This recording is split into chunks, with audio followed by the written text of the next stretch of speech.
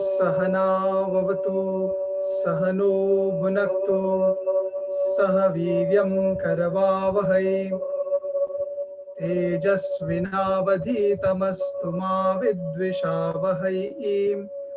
ओम शांति शांति शांति। सहनो भुनक्तु सहना सह।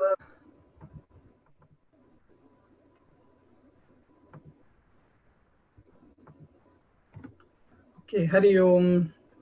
So sorry for that technical glitch. We have been seeing, or we started seeing last week, the topic of Drg Dryshya Viveka. And, especially today being the 4th of July week, I'm sure not many people may be able to attend because of family or some other holiday commitments. But the reason why I did not want to not have a class is because it is said that you should never have a Dvitiya Vichcheda. The second class, whatever it may be, should not be paused or broken or not happen.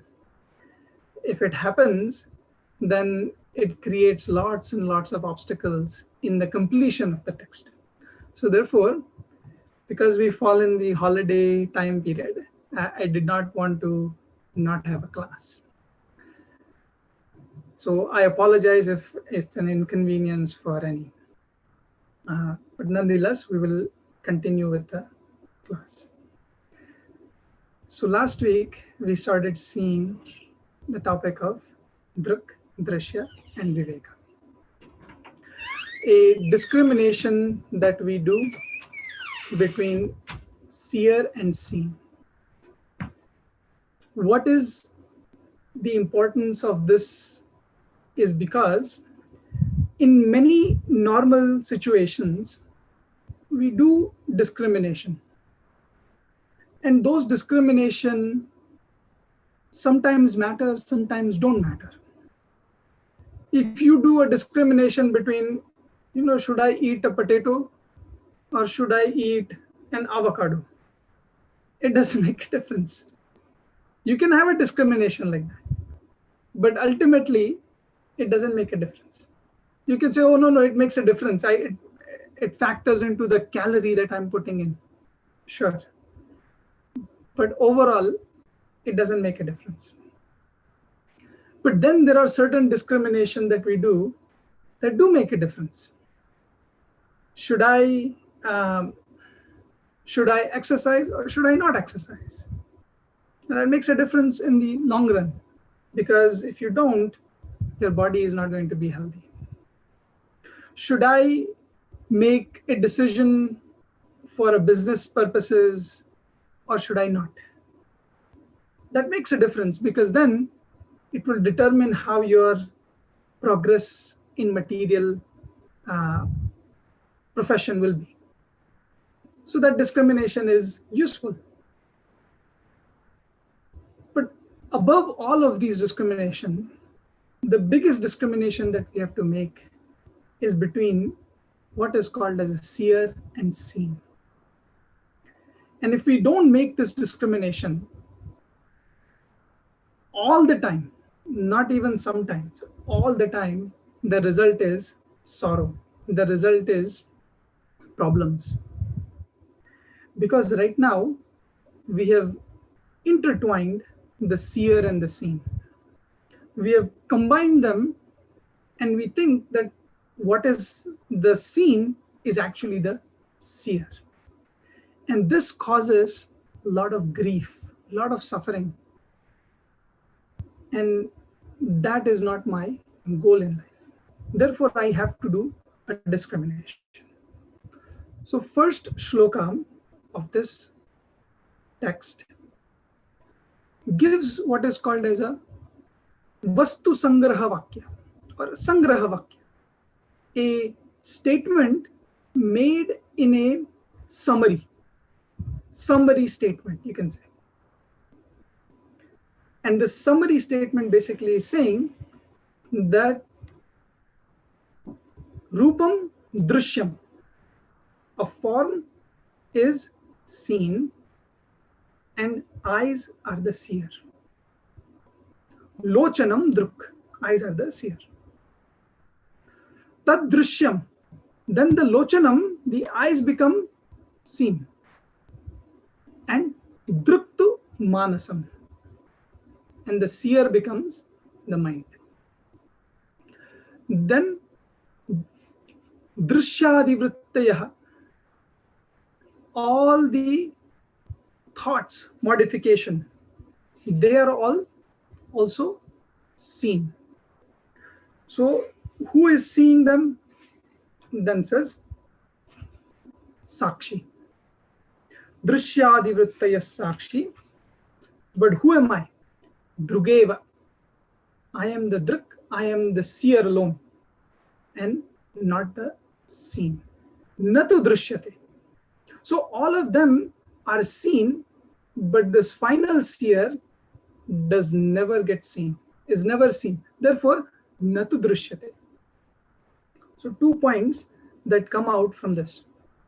One is seer and seen are different. Seer cannot be the seen. Well, you say, how is that?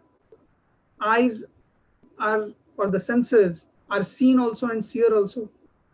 Not at the same time.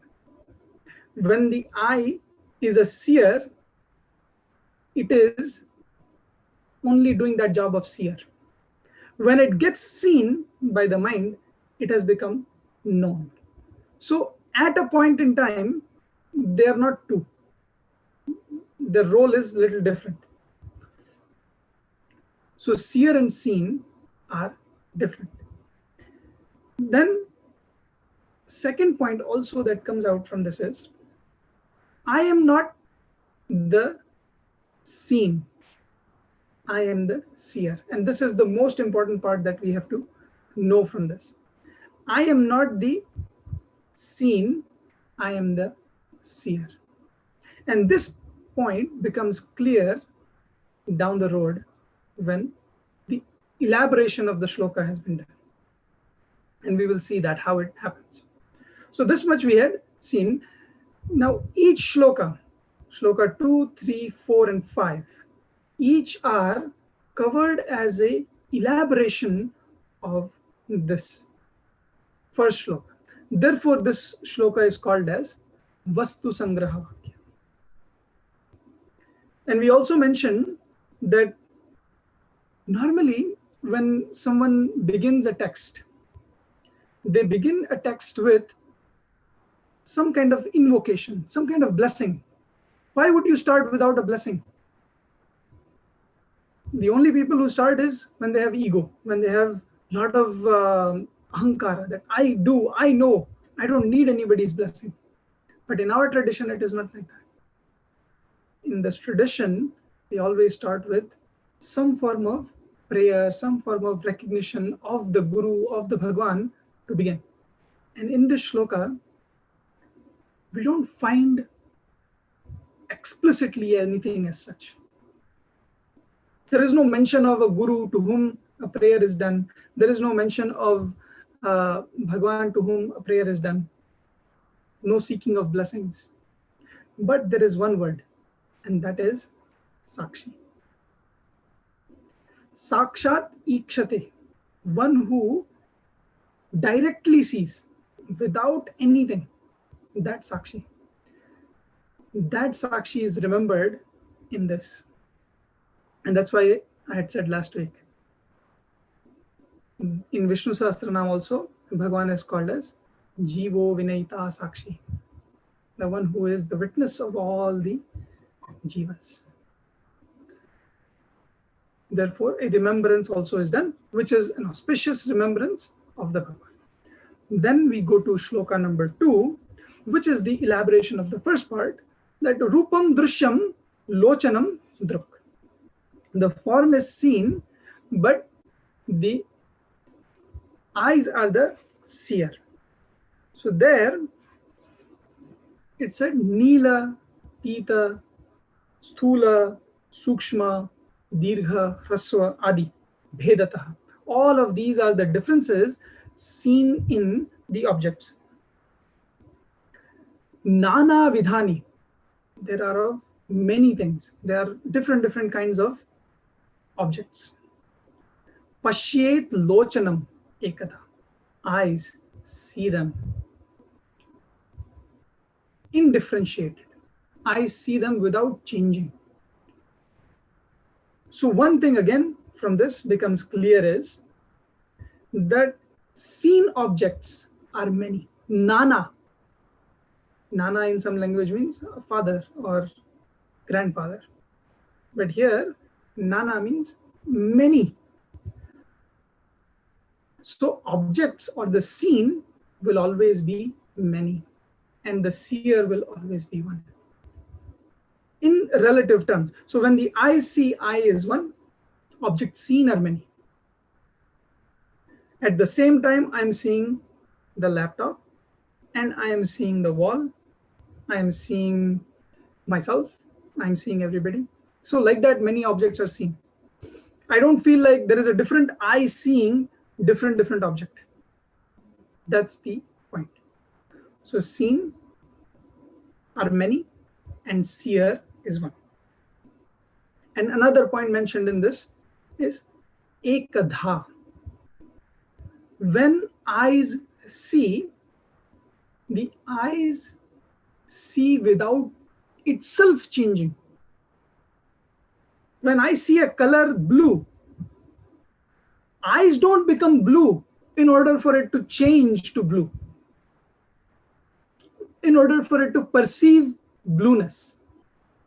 This is a common law that anytime we perceive a change, the perceiver has to be changeless. Then only changing will be observed.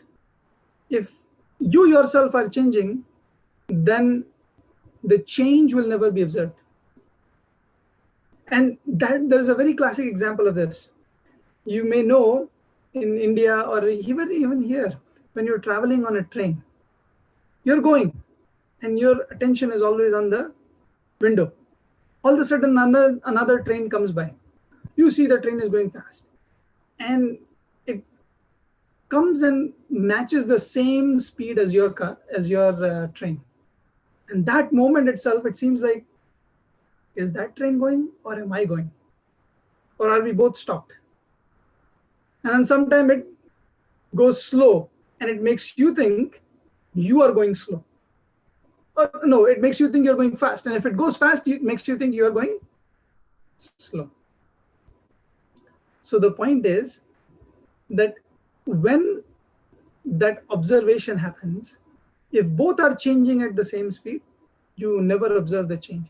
Therefore, when the eyes perceive the Nila, Pita, Sthula, Sukshma, Nila, Pita, blue, yellow, gross, subtle.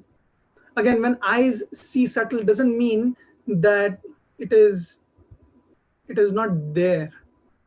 By subtle means small things. In size, it is very small, but eyes are only seeing it. It is perceivable through our senses. Similarly, tall, short, all of that. In this way, the eyes see. Then the next shloka was taken is of the mind seeing the eyes. And there it said, Andhya Mandhya Patutveshu. Andhya, blindness, Mandhya, dullness in the senses of perception, Patutva, sharpness, very strong. So 20/20 vision. These are Netra Dharmeshu. So again, the seen objects are many, but the seer, mind is one. Mind is the seer of all the changes that are happening within the eyes or within the senses. It's not like that when my eyes are weaker, that there is a different mind that perceived it. But when it became completely blind, I don't even know it, because it is not my eyes, it is somebody else's eyes. Or it is a different mind that perceived it, so I don't know it. No, I only am the one who say that I was the one who was dull before, now I am blind. So that mind is one that has perceived the changes of the senses. So these changes, these modifications are many, but the mind is one in all the modifications. So that rule applies, and we will see how this rule is very important. Another thing that is also mentioned is netra dharma. How does a mind come to know what is the netra dharma? And what it is how does a mind come to know that something I'm able to see very sharply, but something I'm not able to see, or something, or I don't see anything at all? How does a mind know that? So the reason is not that the doctor is telling you. Every time, we don't need a doctor to tell me that I'm going blind. I myself can assess this. And the reason being is the senses have two types of properties. One is a general property, the ability to see. And the second is the specific property. So by general property, what do we mean? Is I am able to see everything. But the specific property is I can tell what is the name written on this box. So specific property and general property, when they're working fine, we say eyes are sharp. I can read my name, Dhiren. I can read Sukumar. I can read Sudha Gautama. Like that, I'm able to read because the specific property is also working and general property is also working. Say if the specific property is not working, I know there is something here, but I cannot tell what that name is. I can tell it is written in white, but I will not be able to tell that it is this name. So that means what? My general property is working, but sharpness, the specificness, that is not working. And guess what happens when both are not working? When general is also not working and the specific is also not working, you go blind.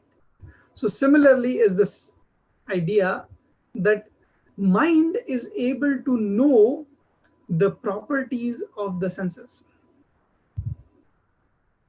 Okay. And again it says ekadha. So ekadha, it sees these properties as one. Then next shloka, which is the elaboration of mind being seen by the senses. That is number 4. No. Yes, that is number. So we will see shloka number 4 today. We didn't see that last time. So that is where we start today.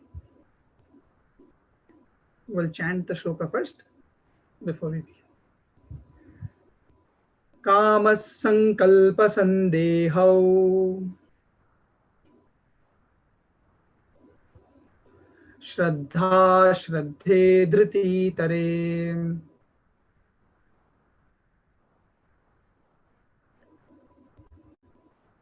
Hrir Dhir Bhir Madin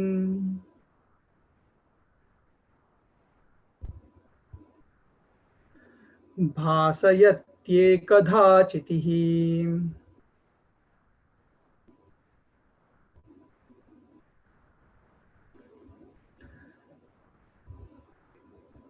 Let me switch over to the shloka.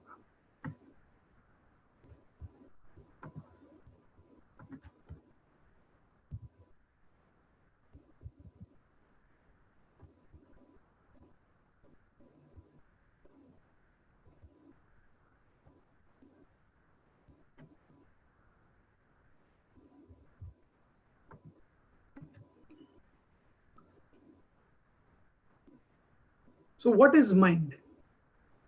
It's explained that mind is kamaha. Kama, desires.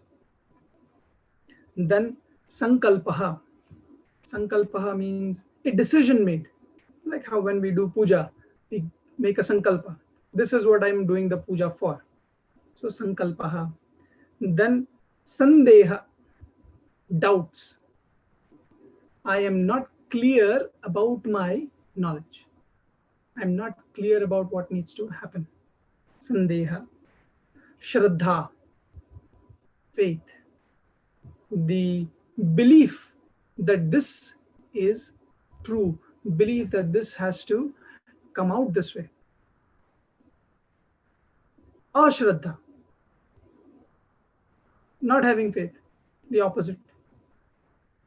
Dhritihi. Dhritihi also is kind of a decision, but here it is in a way of a fortitude. Fortitude means the idea that I will certainly do this. And how it is different from sankalpa is that sankalpa you are making to begin something. But as you begin something, if problems come, if difficulties come, dhriti is what makes us continue. No matter what happens, I am going to say I will continue. I have a project due, and project is due next week. 4th of July weekend came. I cannot spend my time that way. I have to finish it because the project deadline is there. So I use that fortitude to finish what is necessary. So this is what is meant as dhriti. Sankalpa is I decided I want to finish or I want to take on this task, take on this journey. So in this way, sankalpa and dhriti are different. Itare. Itare means the opposite of dhriti, which is not having a fortitude, just fickle-minded. Whatever happens, happens. Just let it go, like that. Hrihi. Hrihi means shyness, that timidness. Dhihi, intelligence, understanding. And bhihi, fear. Iti evam adim. In this way, all of these bhasayati. Bhasayati makes it shine. Ekadha. This in one go without changing. What? Chitihi. The same Sakshi which was mentioned in the first shloka, that Sakshi is here explained as Chitihi. Chitihi means consciousness. So the consciousness is the one that is the seer of the mind, of all the thoughts that happen in our mind. Whenever we have the experiences in our mind, there is a light of consciousness that is making me become aware of this. So again, the same principles that were mentioned before are applying. Thoughts are many, but the I who is seeing the thought is one. And now what happens is we can easily tell the difference when I say that I am not the object. There's a thinking like that people, there are people who think that I am the object. So whatever happens to the object, they feel very sorrowful, they feel very troubled. That is what is called as the materialist buddhi, charvaka. They have a thinking philosophy like that. Then those who have evolved a little bit, they go and they say, I am nothing but the body, I am nothing but the senses. Like that they go. Then there is another thinking that says, no, I am not the body, I am the mind. And this is where a common thinking stops and goes to an understanding that I am the mind. We can easily relate and say, I'm not the senses, because I know that um, they're not the real I. But when it comes to mind, that's when we get confused. That's when we're not sure, am I really the mind, or am I something other than the mind? So here this explanation is providing that when the mind is there, who is knowing all the thoughts? When karma comes, when desire comes within us, who is it that is knowing the desires? It is me only. And that's why many times it has also presented the opposite of it. Shraddha comes, faith comes, it is I. When faith is not there, that is also I. The I is the same in all of them. It doesn't change. The thoughts change, the mind changes, but me in all of them is the same. Therefore, this consciousness is the light which makes the awareness possible of all our thoughts, and it also makes it possible for no awareness at all. So, like how in waking state we are able to know all the things that we perceive through our senses. Obviously, we are all in waking state right now. At least I hope that you're able to perceive what is being said. So your senses are working and giving you a response, giving you an understanding. When you go to deep sleep state, again, the senses are not there, but the mind is there. Your senses are not working, but your mind is working. So that means what? It means that your senses are no longer perceiving something. Your mind is able to recollect all the past experience to make you become aware of your thoughts. So if at this time we start daydreaming, that means we have already gone to deep sleep state. Deep sleep state does not mean that you actually have to be in the deep sleep state. Meaning, sorry, not deep sleep, dream. It doesn't mean that you actually are sleeping and dreaming. So the point is that you could be not perceiving what is there in this world, and that is your deep sleep state. Oh, sorry, dream state. So in there, the senses are not there, mind is there. But when you go to deep sleep state, mind is also not there. But yet the experience is there. I am. I was present last night because I experienced a good sleep in the morning. I experienced that I had a very nice baby-like sleep. That is the idea, that when I say I experienced it, that means I had to be there. How can one who had a memory be different from the one who is having the experience? You remember something. That means you were present there to know it. That is why you are recalling it at a later period in time. Right?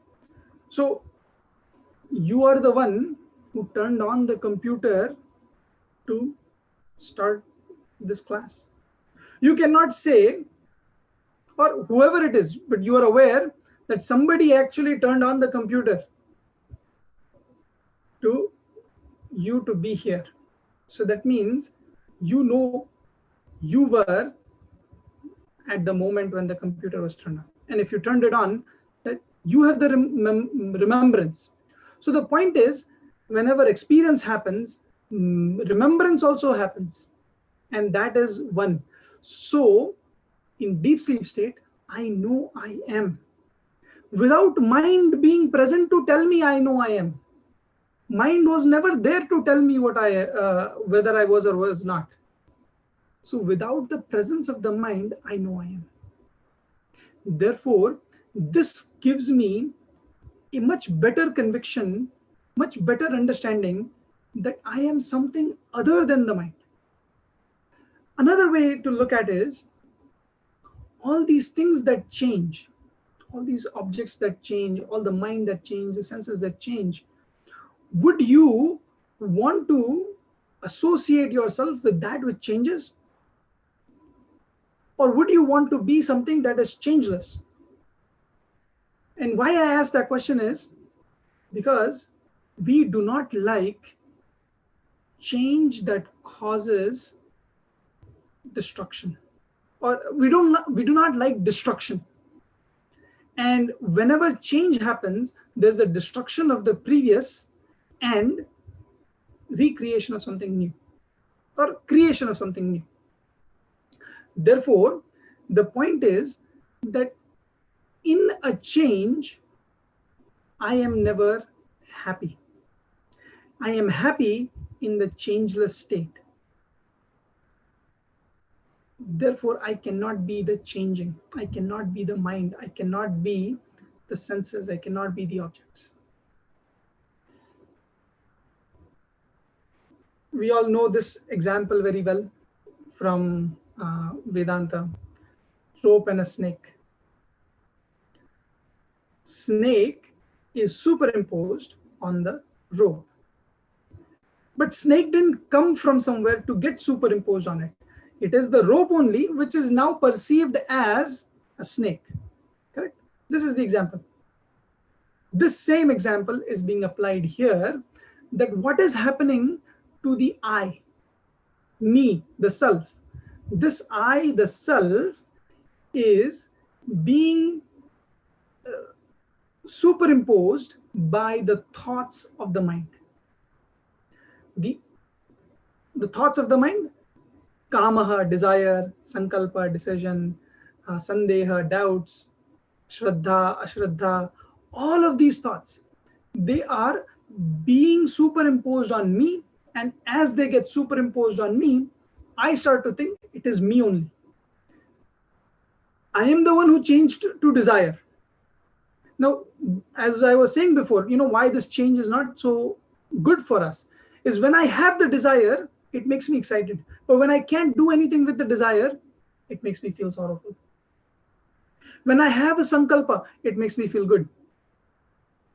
But when I can't do anything with the sankalpa, it again makes me feel dejected. Therefore, this change is never, it never lets me be settled, be peaceful. And my nature is, or I want to be peaceful, I want to be happy. So change does not allow that. Therefore, it makes it easier for me to understand that I am not these mind. And that is, I am the chitihi, that which makes all of these shine. Now, this poses one question. There's a succession of this idea. There's a seer and a seen, seer and a seen, seer and a seen.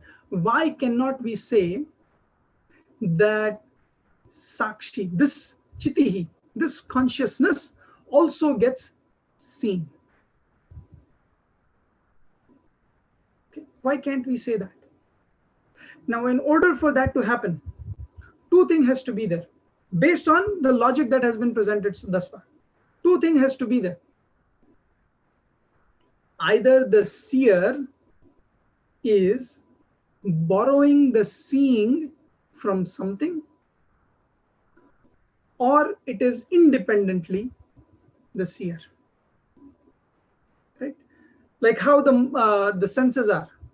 Senses are borrowing its seership from the mind. Because if the mind is not there, senses cannot function. Right? So if we say that the consciousness that is seeing the mind, that consciousness is seen by another consciousness. If we say that, then we will fall into what is called as infinite loophole, because then that consciousness also has to be seen by somebody. That consciousness also has to be seen by somebody, because it is continuously borrowing the consciousness for somebody. So like that, it will be endless, and that logic doesn't make sense. That cannot be a logic given that it is like that. Also, we cannot say, and if we say yes, it is independent. So the moment we say it is independent, then guess what?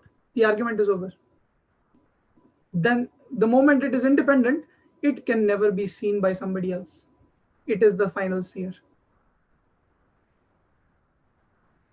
Another way to say, or another way to think about this also is, why can't I say that I see you, you see me?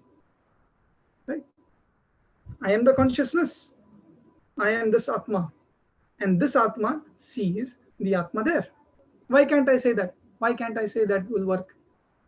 Because when I say I see, I am not seeing you, the Atma. I am seeing the body. I am seeing the mind. I am seeing the reflection that is happening because of the consciousness.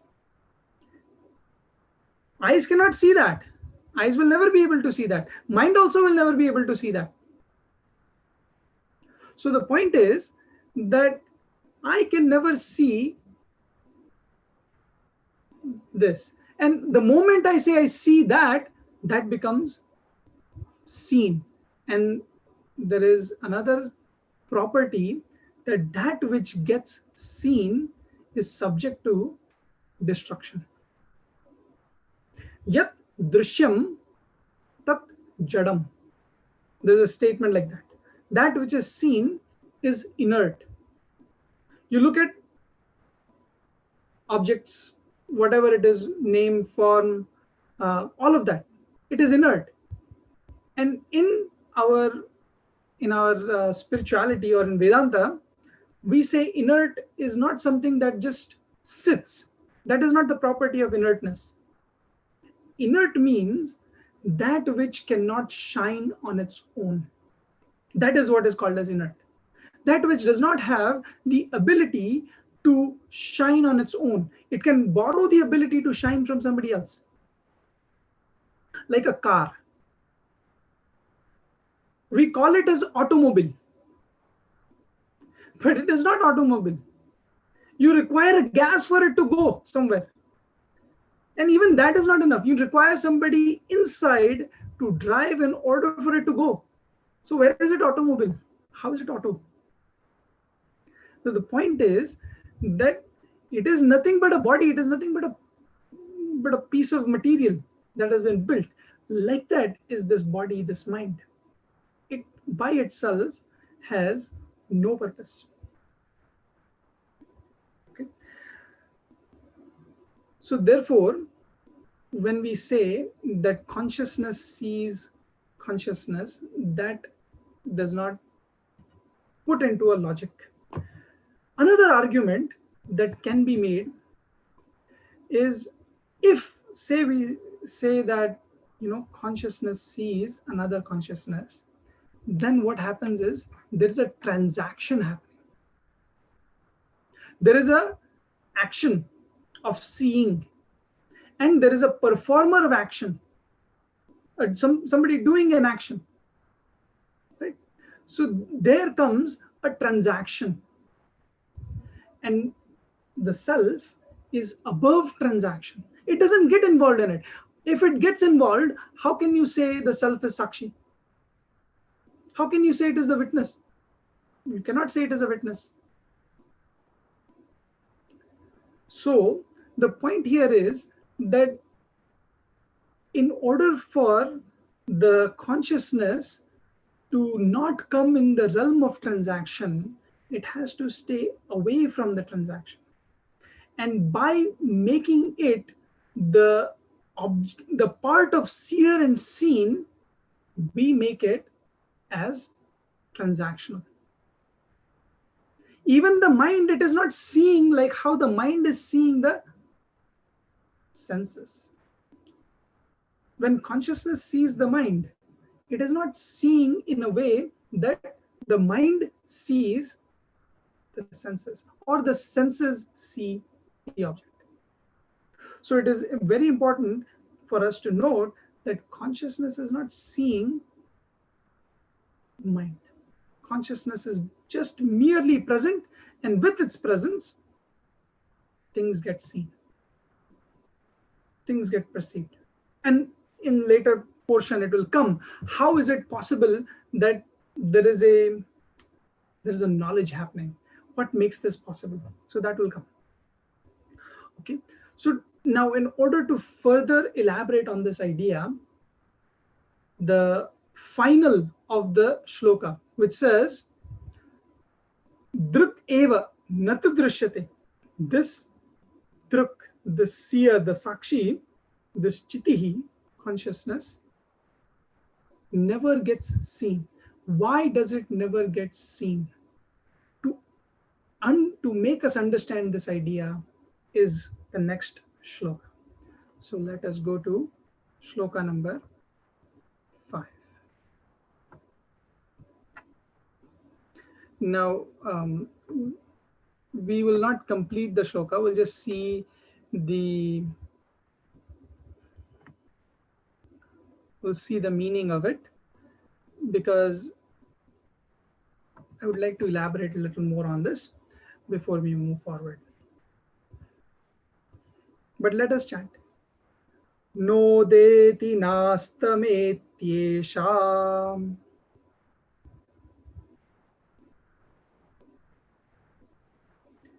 na vruddhim yati na kshayam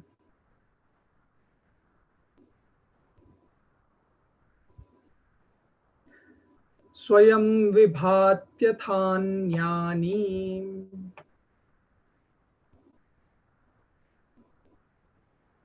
bhasayet sadhanam vina.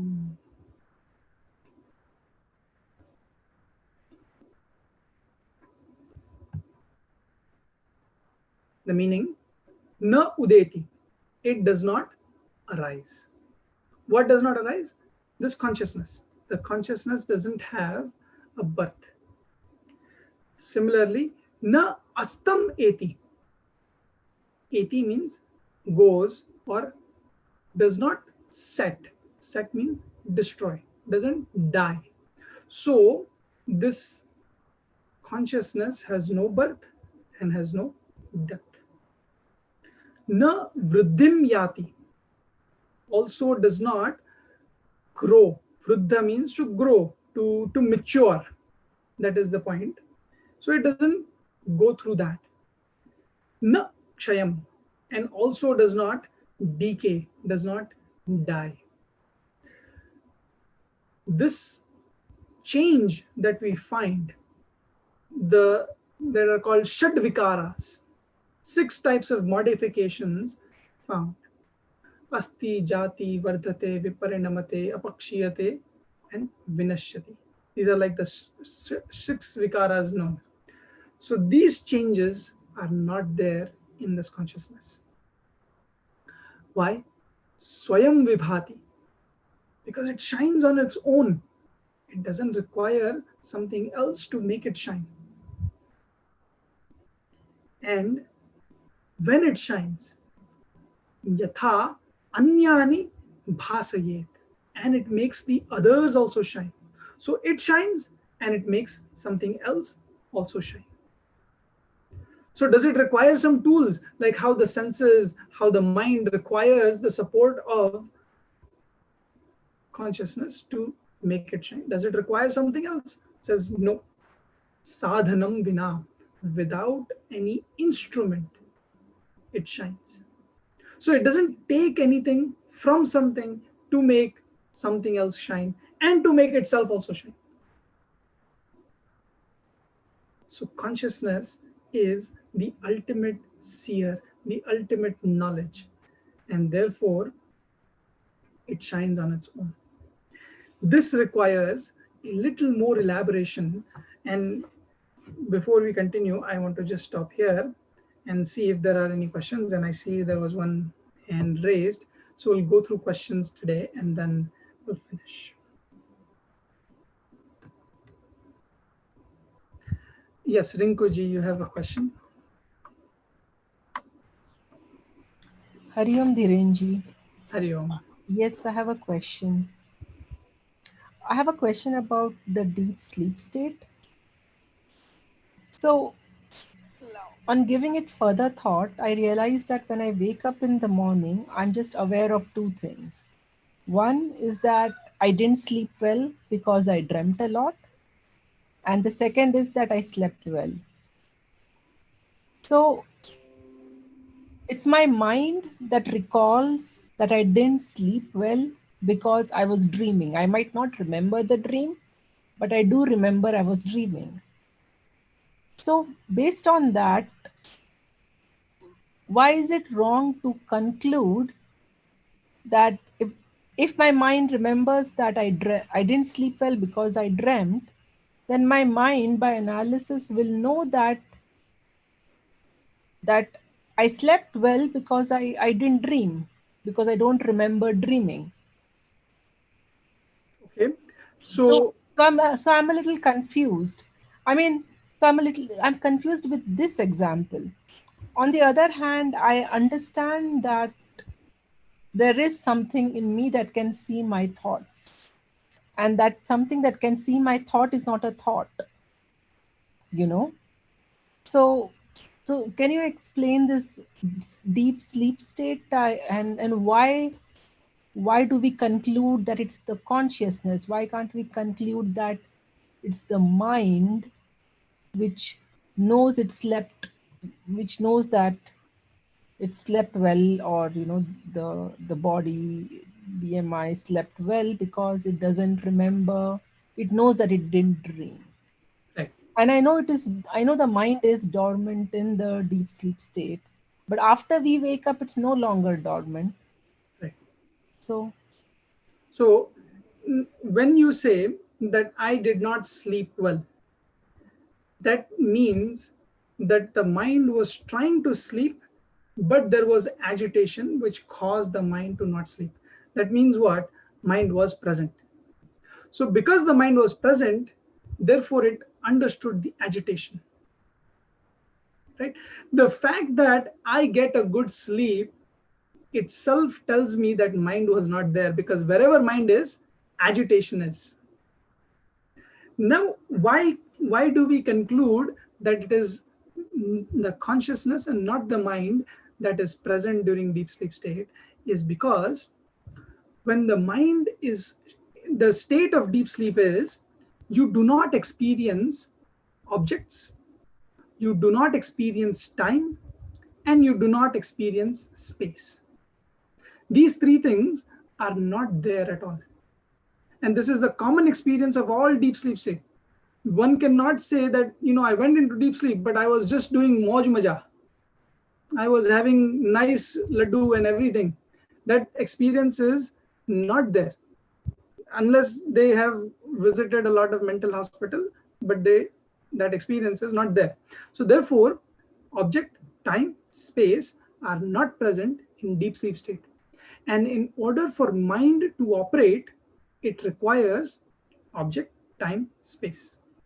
Therefore, we say that mind is not present in deep sleep state.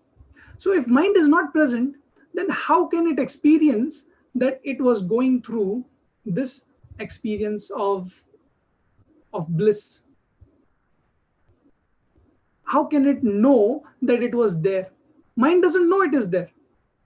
But during that time, the mind was experiencing nothing. So, what we say is, in deep sleep state, mind goes to the causal state. It becomes the seed, like how a seed is there of a tree, it becomes in that seedal form. So, because it becomes that, it experiences nothing. But because it experiences nothing, I come to know the experience of deep sleep state as I don't know anything. But I was there, and I enjoyed it. So this I who is saying I was there, I enjoyed it, that I cannot be the mind I, that cannot be the thought I. It has to be the consciousness I.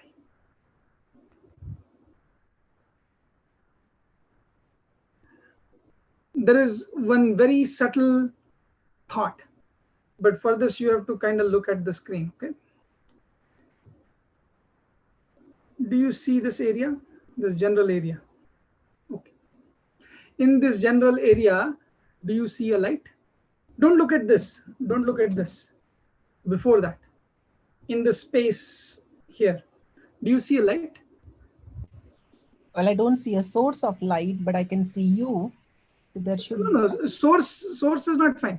If the fact that you said you see me, that means light has to be present. Yes. Without the light you cannot see me. You don't see me anymore. Yeah. Right? So the fact is that you are seeing me, light is present. In this area, do you see a light present? That's why question. Yes. Not at this, just in this general area, this space. Well, I can see the space, so there must be light. I mean, I can't see light. You're intuitively thinking that there has to be a light. You're We not know able it to is feel it. lighted. Yes, it's lit, so it's. Yes. So Yeah, you know the light is present. You know the presence of it. Okay. Now do you see the light?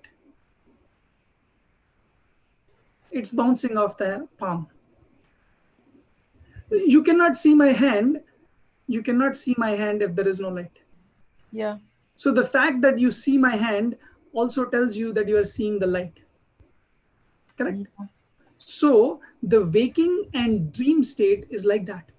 Okay, now you see a light bounced off. So different objects come in the midst of the light, which makes us become aware of those objects. Yeah. Mind is another object, and it comes in the purview of consciousness. And because it comes into the light of this consciousness, we are able to know. But now in deep sleep state, it is like that blank space. It's there's nothing here, but light is there. So because there is nothing here, mind's experiences, there is nothing. Mind's experiences, there is nothing here. But the light's experiences, I am there. Obviously, the light cannot voice it because it's an inert light. But the point is that light is there. Similarly is me, the consciousness that is present in all state. And it proves because in deep sleep state, mind not being present, I know I am there.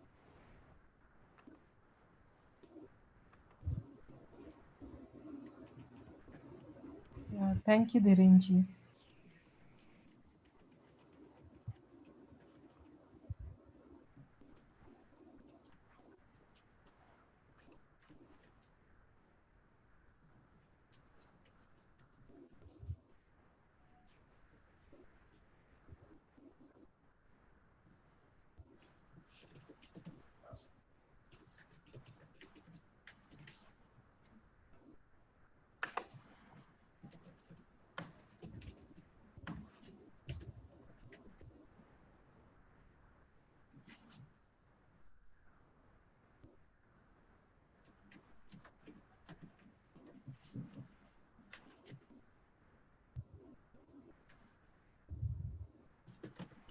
If anyone has any other questions, then we can see that.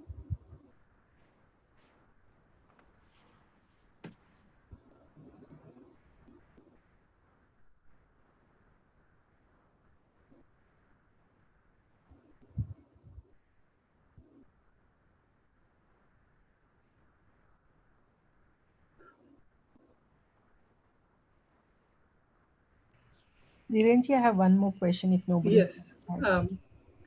Okay, go ahead, Rinkuji. Then Is there any? Shivaji afterwards. Yeah, please. I mean, I can wait. Let the other person get a chance. Hari Om, Dhirenji. Hari Om. My question is, where does the intuition comes into play here? Where do you bring in intuition and the consciousness and awareness? Are they all the same? Or how do you differentiate? Yes.